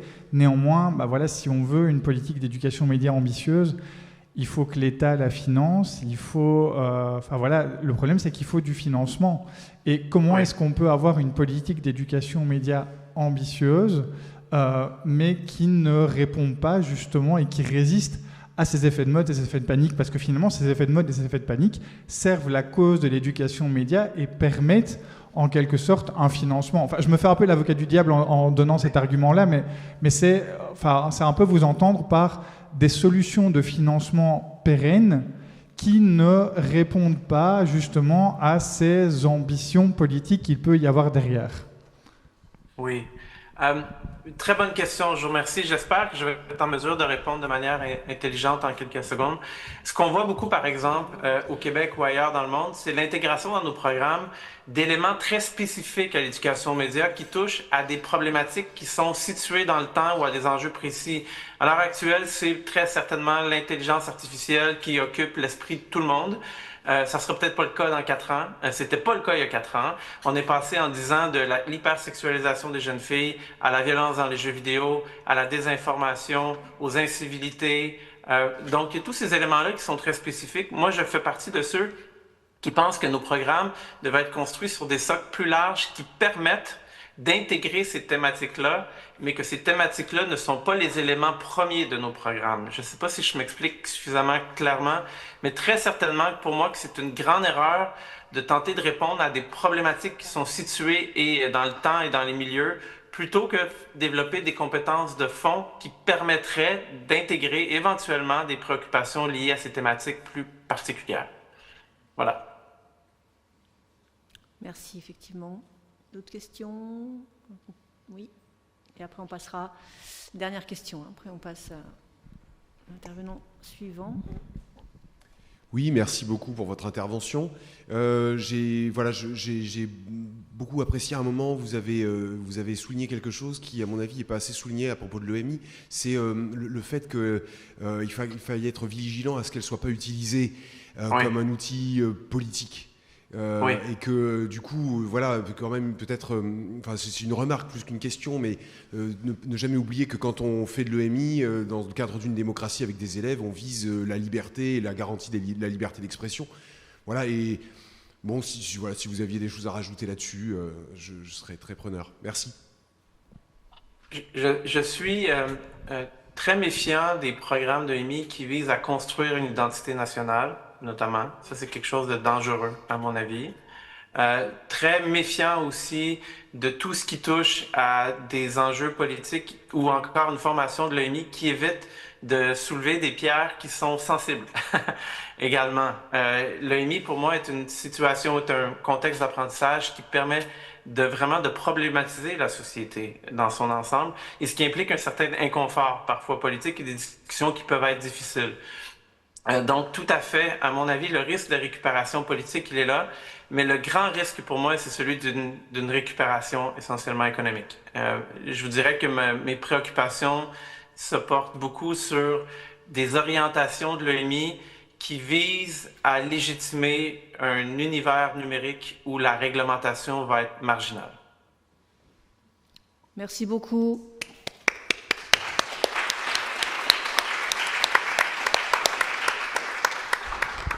Merci beaucoup, Normand. On passe à un moment important aujourd'hui, un sondage exclusif qui va vous être présenté, réalisé par le groupe Léger à Montréal, le plus grand groupe de sondage d'opinion au Canada. Le sondage concerne les attitudes des Canadiens envers l'intelligence artificielle et la confiance envers les médias traditionnels. Alors, je vous présente à l'instant Éric Chalifou. Il est le directeur conseil senior en affaires publiques depuis 16 ans au groupe Léger, en direct de Montréal. À toi, Éric. Eh bien, bonjour. Merci de m'accueillir ici ce matin. Petite correction d'emblée. On a sondé les Québécois et parlant de sondage, il n'y en a pas sans parler de méthodologie. Si vous pouviez m'amener à cette page plus précise, afin que je vous donne quelques détails sur cette collecte. Prochaine, s'il vous plaît. Alors donc, du 3 au 5 octobre, donc dernier, donc des données très, très fraîches, comme on dit. On a sondé des Québécois, 1010 pour être plus précis. À l'aide de ce sondage que je vous présenterai, ce questionnaire. Une des questions a déjà été posée préalablement et nous permet de faire un suivi longitudinal des données qui sont présentées aujourd'hui. Je crois que, si je ne m'abuse, c'est la 4e collaboration entre Léger et l'École d'éducation média à Montréal avec M. White. Donc, on peut passer peut-être aux résultats, à la diapo 7, s'il vous plaît. Encore un petit peu plus loin, s'il vous plaît. Okay. Je ne vous ferai pas les constats, je les ferai à mesure. Donc, quelques questions, 3 pour être plus précis, toutefois avec des résultats qui sont quand même lourds de sens. Vous le verrez donc dans les prochaines diapos. Qu'est-ce qu'on retient donc de ce plus récent sondage sur les médias et la désinformation? Ben d'abord, on constate que la confiance s'effrite. Comme je le disais il y a un instant, voici la question que l'on suit depuis déjà quelques temps. Comme vous pouvez le voir en bas, là, la confiance dans les médias est passée de 48 à 49% à 43%. Donc, cette année, à peine 43% des Québécois disent faire confiance aux publications de nouvelles partagées sur les réseaux sociaux par les médias traditionnels. C'est donc 6 points de moins qu'à l'automne dernier. Autrement dit, plus de la moitié de la population se méfie maintenant de ce qu'elle voit, même quand ça vient d'une source réputée sérieuse. Ce qu'on voit également dans cette donnée-là, si on creuse un peu plus, c'est qu'on observe un fossé générationnel. Les jeunes de 18-34 ans sont davantage confiants, à hauteur de 55%, alors que chez les 55 ans et plus, on tombe à 37 %. Clairement, les boomers ne partagent pas le même fil d'actualité que leurs petits-enfants. On peut passer à la prochaine diapositive, s'il vous plaît. Ensuite, on constate également que le sentiment d'exposition à la désinformation est quasi universel. 2 Québécois sur 3 disent avoir été souvent exposés à des informations douteuses ou trompeuses dans les derniers mois, peu importe le média. Chez les jeunes, cette impression grimpe à 71 %. Comme on peut le voir dans l'encadré. Toutefois, il y a peut-être un bémol là, à apporter à ça, c'est que c'est peut-être pas forcément parce que les jeunes sont davantage bernés que les autres ou qui sont davantage victimes de tentatives là, que les autres générations. Comme je disais, c'est peut-être plus qu'ils sont meilleurs pour discerner le faux du vrai, là, ayant grandi et évolué dans ce brouillard informationnel depuis plus longtemps, donc plus habilité à discerner le vrai du faux. Ensuite, on peut passer à la prochaine, s'il vous plaît. Donc, troisième et dernier constat de ce sondage. On constate que l'intelligence artificielle n'inspire vraiment pas confiance dans le journalisme. À la question, selon vous, l'utilisation de l'intelligence artificielle par les journalistes au Québec va améliorer la qualité de l'information, ne rien changer à la qualité de l'information ou détériorer la qualité de l'information, un Québécois sur 2 pense que l'intelligence artificielle va nuire à la qualité de l'information, contre à peine 12 % qui croient qu'elle l'améliorera. Donc, c'est sans photo finish, comme on dit. Et là encore, les aînés sont plus inquiets. 58 % d'entre eux jugent la part de l'IA négatif, contre 45 % chez nos générations plus jeunes. Bref, les Québécois doutent non seulement de ce qu'ils lisent, comme on le voyait précédemment, mais désormais aussi de qui l'écrit, donc qui, la personne ou la chose, de ce qu'il écrit. Au final, donc, on peut dire qu'un Québécois sur 2 croit que l'IA va dégrader la qualité de l'information. En résumé de ces différentes données-là, on constate un cocktail de méfiance. Là. Il y a moins de confiance envers les relais d'actualité. Il y a plus de sentiments d'exposition à des informations, puis il y a une crainte bien réelle là, que la technologie vienne encore brouiller les cartes. Les Québécois doutent de tout. En soi, c'est pas mauvais. Là. Je pense que finalement, le doute, c'est sain de douter. À condition, bien sûr, que ça ne finisse pas par se transformer en indifférence.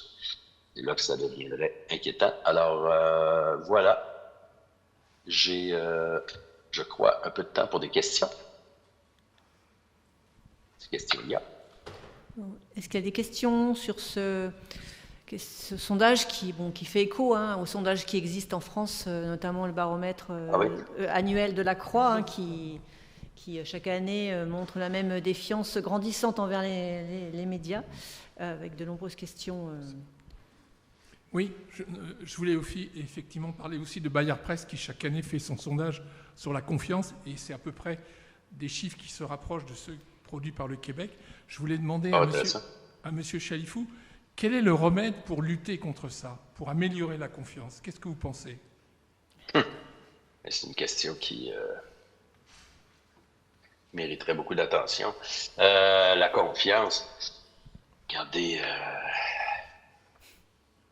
je pense que les sources sont toujours, malgré le fait que les médias traditionnels souffrent aussi en ce moment, je pense qu'il faut quand même toujours s'assurer d'être le plus transparent possible. Pour les médias, bien évidemment, les journalistes, mais sinon, la confiance, comment dire, ça se mérite au jour le jour. Créer des habitudes peut-être, tenter de rejoindre les différents publics sur les différentes plateformes où ils se trouvent, parce que de toute évidence, les publics ne sont pas tous au même endroit, nommément par le fait que les jeunes délaissent littéralement le téléviseur, mais il ne faut pas les laisser pour compte, je crois. Il faut tenter de les rejoindre de toutes les manières imaginables, même si ça signifie faire des condensés de nouvelles de 15 secondes sur TikTok. Là. Mais je pense que ça se travaille au jour le jour, la confiance. Excusez-moi, est-ce qu'il faudrait, selon vous, que sur les documents, il y ait toujours indiqué la source? Est-ce que ça, c'est une marque de confiance? qu'il soit un article, une vidéo, quelque chose comme ça, Ben, qu'on indique toujours la source. Je pense effectivement qu'on peut, ou sinon de façon simplifiée, là, tous les médias ont leur logo là, propre et connu. Alors, ça peut être effectivement une bonne solution, même si en soi, bon, on est à l'épreuve de rien, considérant que tous les moyens disponibles là, pour ceux qui auraient envie de créer de la fausse nouvelle, je pense que, comme le disait M. Landry précédemment, tout le monde a un studio professionnel à portée de main dans sa poche. Prochaine question. Oui, mais c'est pas tant une question, c'est juste pour contextualiser. Au Québec et au Canada, on a une loi qui est passée qui s'appelle la loi C-18 et qui voulait que les médias sociaux numériques et certaines plateformes payent des redevances pour le contenu informationnel qui est en ligne aux médias d'information. Or, Meta n'a pas voulu payer ces redevances-là et pour se sortir du cadre de la loi, a décidé de ne plus avoir de publication de médias d'information qui sont accessibles sur ces plateformes, soit sur Instagram et sur Facebook. Donc, ça explique pourquoi, en ce moment, quand on fait des sondages, les Québécois ont peu confiance aux médias traditionnels, aux publications de médias traditionnels sur les médias sociaux. C'est parce qu'on a au moins 2 médias sociaux sur lesquels, s'il y a du contenu d'information, ben c'est forcément d'un citoyenne, d'un utilisateur. Ça peut imiter le style d'un média d'information. Or, on n'y a pas accès sur Facebook et Instagram. Donc, je vais juste vous contextualiser ça ici. Oui, et le blocage, c'est depuis le mois d'août 2023. Et on est le seul pays au monde où les contenus journalistiques sont bloqués par Meta. Une dernière question avec Benjamin, et puis Saba. DRSF. Non, il faut prendre le micro, sinon les personnes en ligne n'entendent pas. Je suis désolée. Mais ça arrive, on a le temps. On a la jeunesse qui accourt vers vous. Alors, dernière question. En fait, c'est une question qui est totalement dans le prolongement de ce qui vient d'être dit, puisque le Canada est effectivement dans une situation unique vis-à-vis de Meta. Et je voulais savoir, avec notre intervenant, je vous remercie pour cette présentation de ce sondage, si vous aviez une variable Facebook, en fait, puisque vous posez la question à vos sondés sur la question de l'information et de la désinformation qui circulent sur les réseaux sociaux. Les réseaux sociaux, on sait que c'est principalement et TikTok et Facebook et Instagram. Et du coup, je voulais savoir si vous aviez une variable méta et si on observait justement sur méta plus de confiance ou de méfiance vis-à-vis de l'information et plus d'exposition ressentie à la désinformation vu que les sources d'information fiables ont été évacuées de la plateforme. Je n'ai malheureusement pas de détails additionnels sur les différents acteurs là, qui pourraient être,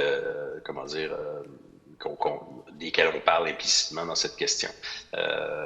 Mais je sais d'emblée, par d'autres études, que Facebook Meta souffre grandement en termes réputationnels au Canada, auprès des Québécois aussi.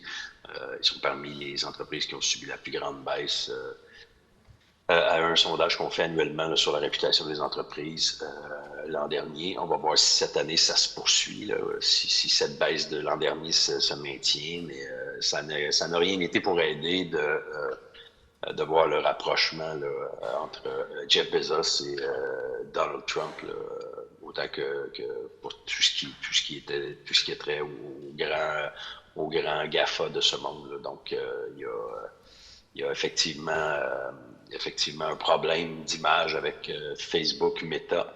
Mais malheureusement, pour revenir sur votre question précise, je n'ai pas de données spécifiques sur la chose. L'année prochaine. Voilà, prévoir pour la prochaine édition. Merci Eric. Beaucoup. Prenons des notes. Merci. Bonne journée. Bonne continuation. Alors, on poursuit avec une intervention en direct du Québec en Zoom avec Thi Wong Dang, professeure adjointe au département des lettres et communications sociales de l'Université du Québec à Trois-Rivières. Et c'est une étude qu'elle a réalisée en partenariat avec le Centre québécois d'éducation aux médias et à l'information, le CQEMI, qui est affilié à la Fédération professionnelle des journalistes du Québec. Et c'est une étude sur le jeu et le combat contre la désinformation. À vous. Bonjour à toutes et à tous. Est-ce que vous m'entendez bien? Oui, super. Parfait. Merci. Donc, avant, je remercie aussi au comité d'organisation de me donner l'opportunité de faire ma présentation. Donc, aujourd'hui, je vous présente un jeu éducatif sur la désinformation. Ce jeu a été créé dans le cadre de notre projet de recherche action sur l'évaluation des formations transparentes avant d'y croire du CQMI. Et donc, à la première étape, nous avons recueilli les perceptions des journalistes formateurs, des enseignants ayant participé à ces formations et des spécialistes du programme Culture et Citoyenneté québécoise. Donc, nous avons fait la présentation à la rencontre d'EMI l'année passée et pour le premier résultat. Et aujourd'hui, je vous présente le résultat de notre deuxième étape, c'est le jeu sur la désinformation. C'est comme un outil complémentaire pour la formation Introduction aux nouvelles, aux fausses nouvelles, viralité et plateforme, parce que les formations transparentes avant d'y croire, il y a deux volets. Le premier volet, c'est Introduction aux fausses nouvelles, et le deuxième volet, c'est mieux s'informer à l'heure de réseaux sociaux. Donc, pouvez-vous... En fait, comme le jeu sérieux, c'est une activité qui combine les règles du jeu avec une intention utilitaire, comme former, renseigner, communiquer. Il présente de nombreux avantages pédagogiques. Par exemple, il stimule l'apprentissage chez les jeunes. Il accompagne ceux en difficulté scolaire et développe des compétences liées à l'analyse critique de l'information. Et dans le contexte de la désinformation, ce jeu vise à renforcer l'esprit critique chez les jeunes. Et à la prochaine slide, s'il vous plaît. Donc, ce jeu provisoirement nommé la plateforme, on va déterminer le nom officiel plus tard. Et ce jeu vise à susciter la réflexion critique des élèves quant à certains enjeux de la désinformation en ligne, en leur faisant vivre une expérience ludique. Donc, les joueurs pourront acquérir une expérience ludique, interactive et immersive qui simule l'environnement d'une plateforme socio-numérique fictive. Ce jeu permet aux élèves de réinvestir les apprentissages acquis lors de la formation Introduction aux fausses nouvelles du CQMI. Donc, comme les élèves ont déjà suivi la formation Introduction aux fausses nouvelles du CQMI, et ce jeu est la suite de ces formations. La prochaine, s'il vous plaît. Donc, ce jeu à rôle caché a été inspiré du jeu Loup-garou. Peut-être certains d'entre vous connaissez très bien ce jeu. Le matériel de ce jeu compose comme un feuillet explicatif de comment ça déroule, et puis un plateau de score comme celui-là, avec le jeton. Donc chaque joueur a un jeton pour fixer le note sur le plateau, et aussi les stylos effaçables pour écrire la publication sur la carte publication. Et il y a 39 cartes plastifiées. Donc, il y a carte personnage, carte idée, carte événement, carte viralité, publication, réaction. Donc, je vous présente à la suite pour mieux comprendre le jeu. La prochaine, s'il vous plaît. Donc, voici quelques exemples de cartes de jeu. Chaque carte a deux côtés. Par exemple, un dos et un devant. Le dos indique le type de carte, comme c'est le carte personnage, et le devant présente son contenu précis. Par exemple, c'est quel est le rôle, une description plus précise, le rôle de personnage pour que la personne mieux incarne dans son rôle. Dans ce jeu, il y a 5 rôles comme algorithme, journaliste, troll, spécialiste et créateur de contenu. Voilà, c'est la carte de publication et la carte de réaction. Donc, chaque joueur possède une carte personnage, une carte de publication, deux cartes réaction, c'est comme ça, et puis une carte commentaire et un jeton. Alors, le personnage algorithme dispose sa carte personnage, les cartes événements parce qu'il va annoncer l'événement et aussi les cartes devine le rôle parce que l'algorithme va distribuer la carte devine le rôle après avoir terminé le jeu. Et aussi les cartes étoiles, comme le joueur va donner la carte étoile à la meilleure ou le meilleur joueur. Le déroulement du jeu. Donc d'abord, l'algorithme va annoncer l'événement. Donc chaque joueur rédige sa publication et puis la lit aux autres.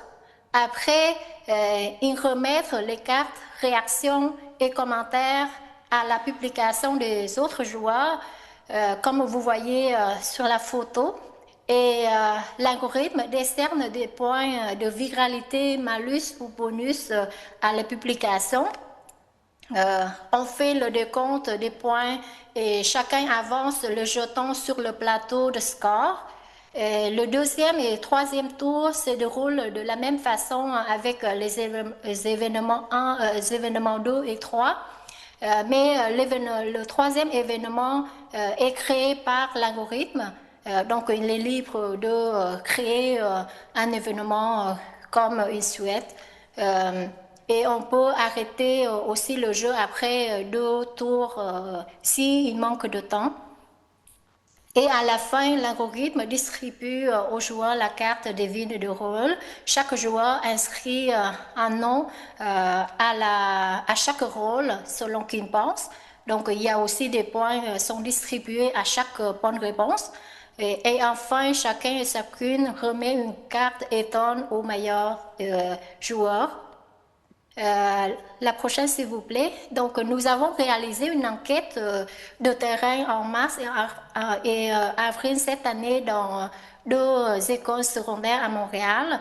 Et avant, nous avons fait aussi un essai pilote dans une école de la région de Québec. Et nous avons recueilli 5 groupes classes avec 25 équipes et 129 élèves au 4e et 5e et secondaire. Chaque atelier a duré environ 75 minutes. Donc, voici, comme vous voyez, ce sont quelques exemples de publications créées par des élèves selon chaque événement. Donc, le premier événement porte sur le piratage du serveur de la municipalité.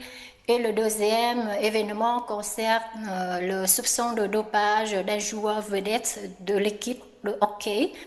Et plusieurs élèves étaient très enthousiastes de créer le troisième événement, par exemple, sur l'attentat dans une école où Barack Obama renverse Donald Trump par la force ou drame mortel dans une école, genre comme ça.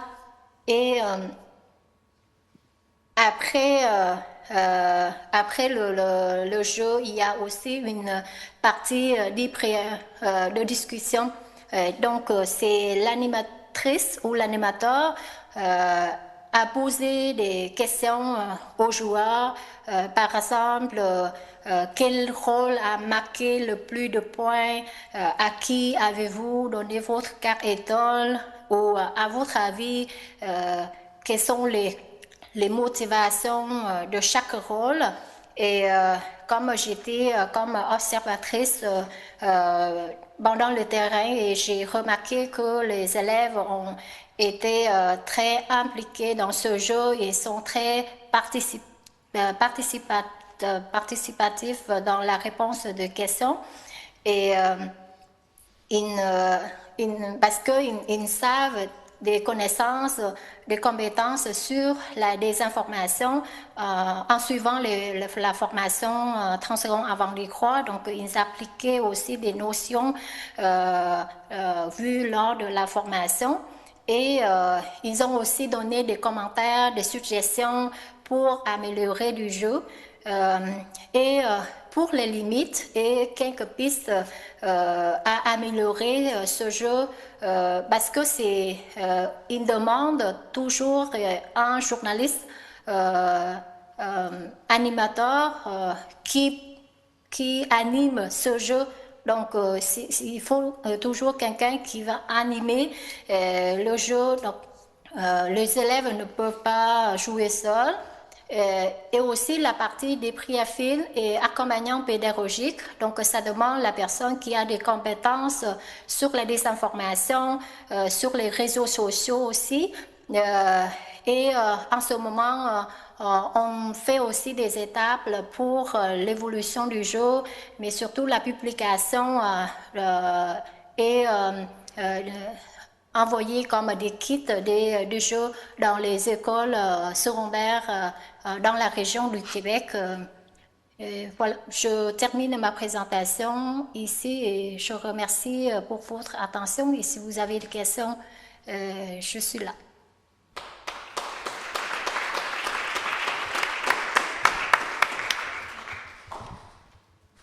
C'est toujours difficile de voir un jeu sans y jouer nous-mêmes, mais si vous avez des questions, parce qu'ensuite on...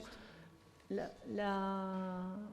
vais juste poser une question de savoir justement, est-ce que ce jeu est disponible en ligne? Enfin, comment on peut se procurer pour pouvoir le tester? Oui, c'est une bonne question. Oui, on a pensé à diffuser la version numérique aussi parce qu'il y a...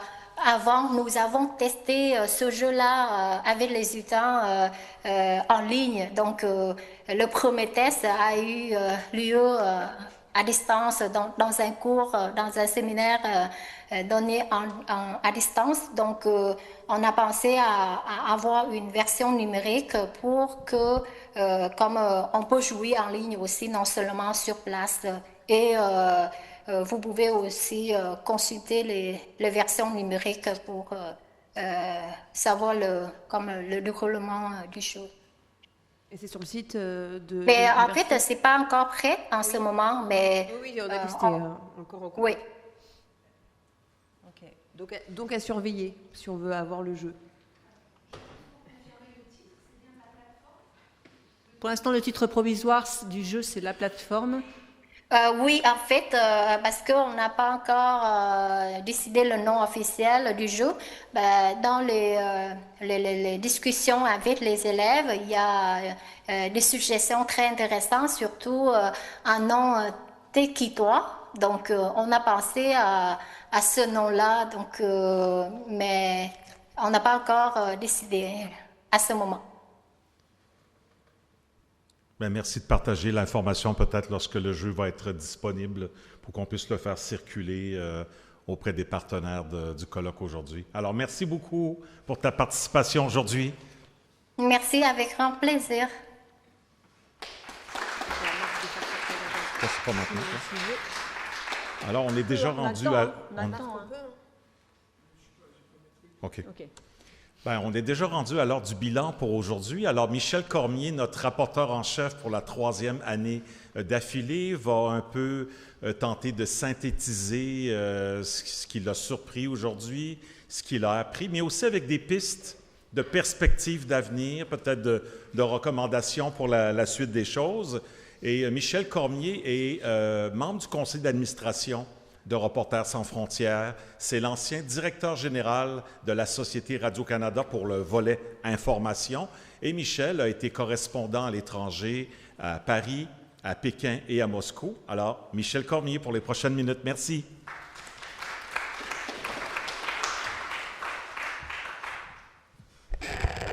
Alors, bon après-midi à tous. Écoutez, c'est tout un défi d'essayer de résumer et de faire une synthèse de tout ce qu'on a vu aujourd'hui.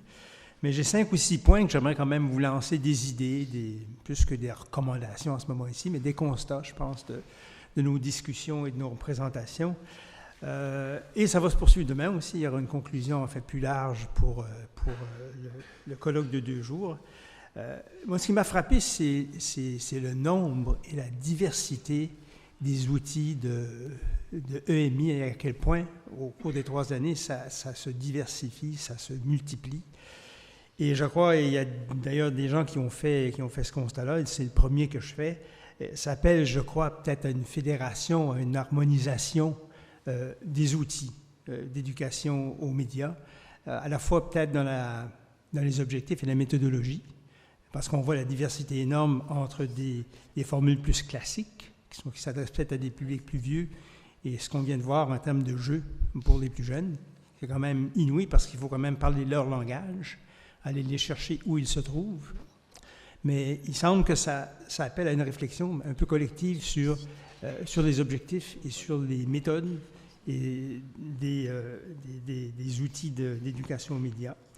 Et le deuxième point que je voudrais aborder, il est corollaire aussi au premier, c'est sur les façons de mesurer l'impact de ces outils d'éducation aux médias. C'est-à-dire quel objectif est-ce qu'on tente d'atteindre avec ces outils-là, et comment est-ce qu'on les mesure. Bon, on commence à voir il y a des choses très prometteuses, notamment avec le Centre de journalisme ici, avec l'Université catholique de Louvain.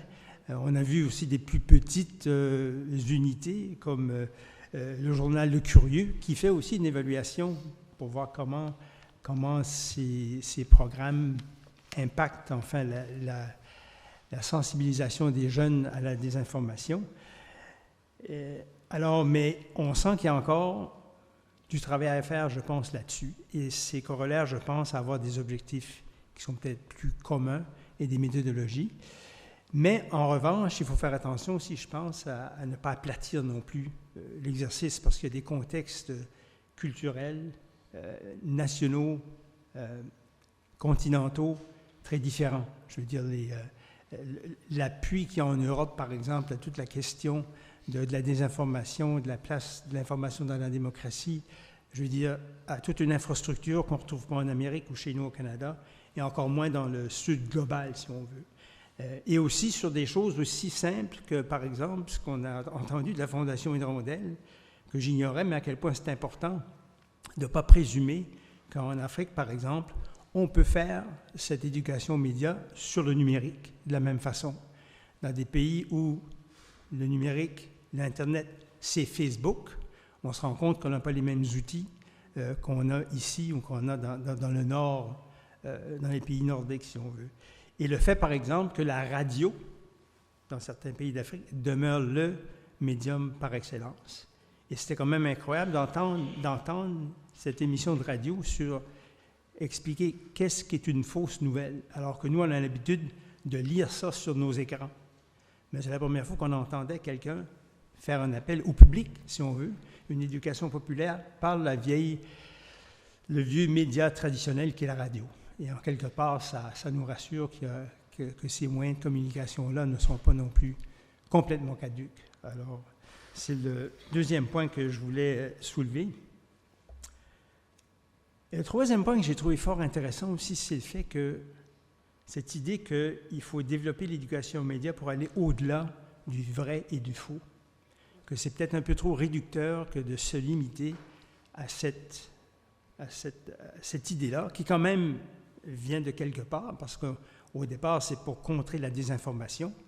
Mais cette idée-là qu'il faille développer une pensée critique chez les jeunes qui dépasse la détermination qu'un site d'information soit vrai ou faux, qu'une information soit vérifiée ou pas, je pense que c'est très important. Ça nous appelle quand même à une nouvelle, peut-être à redéfinir certains objectifs ou certaines méthodes ou certains paramètres de l'éducation aux médias. Et aussi de cadrer l'information, de la mettre en perspective. Je crois que ce sont des aptitudes qui sont vraiment essentielles pour réaliser l'objectif final, si on veut, l'objectif général, d'avoir des citoyens, la prochaine génération, qui puissent naviguer le flot d'informations qui est sur le numérique. Et ça nous amène aussi à apprendre à raisonner. On entend souvent qu'on qu'on a perdu cette faculté de raisonner comme société parce qu'on est dans l'émotion sur le web, sur le numérique. Ça nous ramène à ces valeurs fondamentales-là aussi de citoyenneté et de savoir faire des choix pour soi qui soient raisonnés et fondés sur des faits. Le quatrième point qui m'a frappé, et je pense que c'est pas une révélation, mais il faut continuer à mieux comprendre les cheminements de la désinformation. Et en particulier avec l'arrivée de l'intelligence artificielle, ça change, il me semble, la donne. Alors, ça a été une révélation pour moi d'entendre cette étude sur TikTok, qui fait l'objet d'une thèse de doctorat de notre collègue de Montréal. Et ça, ce sont des nouvelles données, je pense, qui n'existent pas partout. Alors, c'est sûrement un créneau à creuser de façon très importante et prioritaire. Et deuxièmement, comme je dis, la difficulté, par exemple, de pouvoir identifier sur les sites de l'IA quelles sont les sources d'informations primaires qui ont mené à la synthèse d'informations qu'on nous livre et qu'on nous présente comme étant fondées sur des faits, change tout l'exercice de vérification des sites d'information, qu'ils soient vrais ou faux, et de l'information. Alors ça, c'est un chantier qui est énorme. Je n'ai aucune solution. Je ne sais pas comment on peut s'y attaquer, mais je crois que c'est important parce qu'il me semble que ça change la donne de ce qu'on tente de faire avec l'éducation aux médias. Un cinquième point, c'est de fédérer un petit peu les différentes initiatives pour combattre la désinformation. Bon, il y a l'éducation aux médias, il y a la vérification des faits qui se fait par des sites spécialisés ou par les médias un peu traditionnels, et il y a des initiatives comme celle que Benjamin nous a présentée, la Journalism Trust Initiative, qui consiste à faire la promotion de l'information fiable et à en augmenter la visibilité sur le web. Alors, ce sont trois composantes qui tentent de travailler au même objectif, de combattre la désinformation. Et je ne sais pas s'il y a lieu de mieux communiquer entre les trois pour voir s'il y a des convergences qui permettraient peut-être d'amplifier l'impact qu'on a collectivement et peut-être aussi d'éviter certains dédoublements. Je lance ça comme idée. Et je vous avouerai que la conférence de Norman Landry m'a jeté par terre aussi, parce qu'il semble avoir remis en question bien des choses sur les objectifs de l'éducation aux médias, de la méthodologie. Enfin, et je crois que l'idée de se prémunir contre le fait d'être manipulé ou d'être récupéré à la fois par les plateformes ou par les gouvernements est quelque chose qui change un peu la perspective. Je ne sais pas où ça peut aller, je ne sais pas comment vous recevez ça. On peut peut-être en reparler demain, mais il me semble que c'est quelque chose qui est important parce que c'est un petit peu l'éléphant dans la pièce, n'est-ce pas?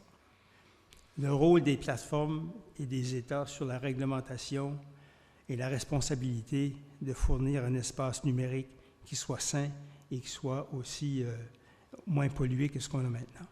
Alors, je laisse ça comme ça. Jusqu'à quel point c'est la responsabilité de chacun, on ne sait pas, mais on se rend compte quand même que toutes ces initiatives d'éducation aux médias, ou la plupart, sont laissées à la société civile. L'impulsion ne provient pas ni des plateformes, ni des États, ni des gouvernements. Elle provient de la société civile avec de très petits moyens. Quand je vois nos collègues du Québec qui lancent des revues ou des médias, enfin sur l'éducation aux médias pour les jeunes, avec les moyens du bord, en faisant du sociofinancement, en cherchant des bouts de subventions ici et là. Oui, c'est très courageux, mais en même temps, on se dit, est-ce que c'est normal pour un problème d'une telle ampleur? Alors, je vous laisse ça avant d'aller prendre l'apéro et dormir là-dessus. Et demain, on pourra en discuter si vous voulez, mais merci encore de votre participation nombreuse.